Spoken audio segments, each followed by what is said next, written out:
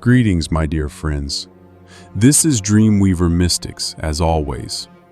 In the previous video, I promised that I would make a separate story about how the themes of aura, biofield, the separation of the soul from the body, and protection through spiritual strength are reflected in fairy tales, legends, religion, and cinema. Today, I am keeping that promise. Let us begin with folk tales and legends. In them, strangely enough, the same knowledge that esotericists and spiritual teachers speak about is encoded. Take Celtic legends. In Irish sagas, there is the concept of geas, a magical prohibition or curse that can be placed on a hero.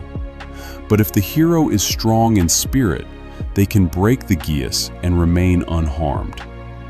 This is a direct indication that external influence only works on those who are internally weak.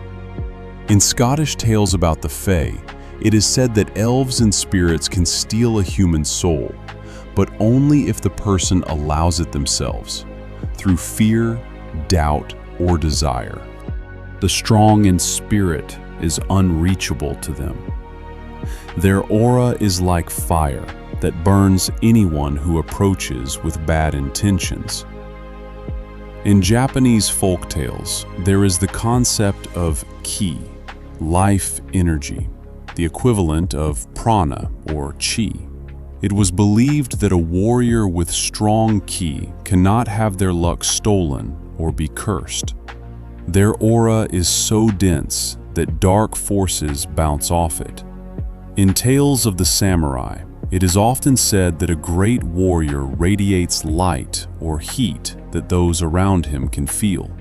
This is a description of the aura, a dense biofield that cannot be pierced. In Norse sagas, there is the concept of fylgja, a spirit double that can separate from the body and travel. This is a direct reference to the fact that consciousness exists separately from the physical shell. The sagas tell of warriors whose spirit was strong enough to see their fylgja before battle. If it was bright and confident, victory was theirs. If it was dark and trembling, defeat awaited. In African legends, for example, among the Yoruba and Dogon peoples, there is the concept of Aye, life force that exists in every person. Shamans and sorcerers may try to steal Aye, but only from those who are weak in spirit or ill. A warrior or leader with strong will has an Aye that is untouchable. In Native American legends, Lakota, Cherokee, Navajo, there is the concept of Manitou, universal life force. A warrior who walks the red path, the path of righteousness, is protected from evil spells. Their aura becomes a shield. Even if someone tries to cast a curse, it returns to the one who sent it.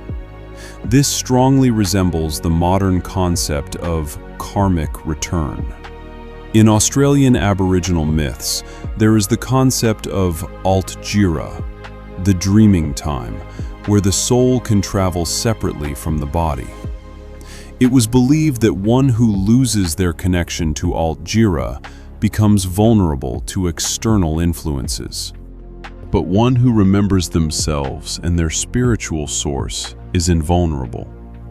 In Icelandic legends, there are stories of Vörður, a guardian spirit that can be separated from the body. A person with a strong connection to their Vörður cannot be affected by any magic. In Armenian and Georgian folktales, there are often devas and vishaps, dragons, that cannot harm a person with a pure heart and clear mind. Their aura burns them, preventing them from getting close. In Chinese folktales about Taoist immortals, it is said that they can leave their bodies for many years, and their biofield is so strong that no demon can penetrate it. Curses simply do not take on them. Now let us turn to religion. There are many examples here as well. In Christianity, especially in the lives of the saints, there are many stories of saints who were poisoned, cursed, had assassins sent after them, but nothing worked. Their faith and holiness created an invisible protection. For example, Saint Patrick, according to legend, was repeatedly attacked by druids who tried to cast curses on him. But each time the curse rebounded because the saint's aura was too strong. In the life of Saint George, it is told that he feared neither swords, nor poisons, nor magical charms. His faith was his shield. This is a description of how a strong spirit protects the body regardless of external circumstances. In Islam, there are hadith about the whisperer who tries to penetrate a person's consciousness, but can only do so if the person opens the door through fear or doubt. A strong believer is protected by a barrier, an invisible field that repels evil. In Hinduism, there is the story of the sage Narada, who traveled between worlds. No demon could touch him because his aura was sanctified by meditation and love. In Buddhism, there is the story of King Milinda, who asked the sage Nagasena, "Can a curse be placed on an enlightened one?" The sage replied, "Try throwing a stone at the sky. It will fall. But if the sky is the enlightened mind, the stone will simply disappear without reaching its target." In Taoism, there are legends of immortal mountains and cloud wanderers who live for thousands of years, nourished by the energy of the heavens. They cannot be cursed or struck by any foreign magic because their own field is so strong that it extinguishes all external influences. In Judaism, in Kabbalistic texts, it is said that a righteous person is surrounded by a sephira, a field of light that protects them even in sleep. Now about cinema. Yes, this theme is also explored in films and animation. The film The Matrix, 1999. Neo separates his soul consciousness from his physical body in the pod. This is a literal depiction of the fact that we are not our bodies. And his ability to stop bullets is a metaphor for a strong biofield that can reflect any external attack. As long as Neo believes in himself, he is invulnerable. Avatar, 2009. Avatars are artificial bodies into which soldiers transfer their consciousness. The protagonist, Jake, begins to feel his real body and his avatar body simultaneously. This illustrates that the soul exists separately from the body, and his strength of spirit and connection to nature make him protected from bullets and human weapons. Doctor Strange, 2016. Doctor Strange learns to separate his astral body from his physical body, travel through other dimensions, and create magical shields. His astral projection is his soul, and the magical shield is a condensed aura. And the stronger his will, the more reliable his protection. Star Wars, all parts. Jedi and Sith use the Force, the universal field energy. A lightsaber can block blaster shots, lift objects, and influence thoughts. This is the manifestation of working with the biofield. And the dark side is an attempt to control another's energy through fear and anger. Insidious, 2010. A film about a boy who can project his soul into another dimension. His protection is the purity of his intentions and the strength of his spirit. Constantine, 2005. The protagonist is a man who sees demons and angels. He can curse and be cursed, but his protection is not rituals. It is his unyielding will. Even when he loses, he does not give up, and that saves him. X-Men, film series. Professor Xavier can enter other people's minds, but he cannot penetrate the consciousness of those with strong psychic defenses.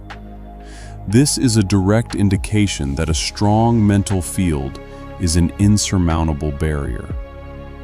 The Peaceful Warrior, 2006. There are scenes where the protagonist learns to feel energy and trust his inner strength. The Last Samurai.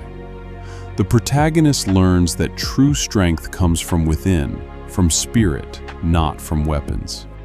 In the animated film, How to Train Your Dragon, the Vikings considered dragons evil, but the protagonist Hiccup sees them not as enemies, but as living beings. His openness and kindness create a field around him that calms even the most dangerous dragons. In the animated series The Legend of Korra, sequel to Avatar: The Last Airbender, there is the concept of chakra energy and the ability to close one's energy channels from attacks. In the animated film Song of the Sea, Irish mythology, the protagonist learns that her spirit can travel between worlds and her pure heart protects her from dark forces. All of this is not just entertainment. It is a reflection of ancient knowledge. Fairy tales, legends, religions, cinema, all speak of the same thing. There is something we call aura, biofield, soul. There is a force that protects us if we are strong in spirit. There is the possibility of separating consciousness from the body. And there is an invisible armor that cannot be pierced by bullets, curses, or the evil eye. So the next time you watch The Matrix or read an Irish saga, remember, you are not just looking at fantasy, you are looking at a cipher, a code, a message from the ancestors encoded in images. And the main message is this: your protection is inside you, not outside. And that is all for today. This was Dreamweaver Mystics. Do not forget to subscribe to the channel. Write in the comments what other fairy tales or films about the aura and strength of spirit you know. I read everything. And remember, no curse can harm the one who remembers themselves. Until next time.